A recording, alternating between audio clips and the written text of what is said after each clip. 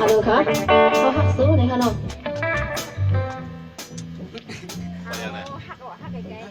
บ้านพักไรของเรา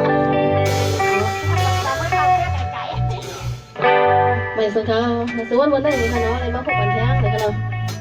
มาได้พบกันแล้วค่ะอยู่ดีจินโลค่ะ เรื่องกันมีก็เจ็ดเหลือเนาะ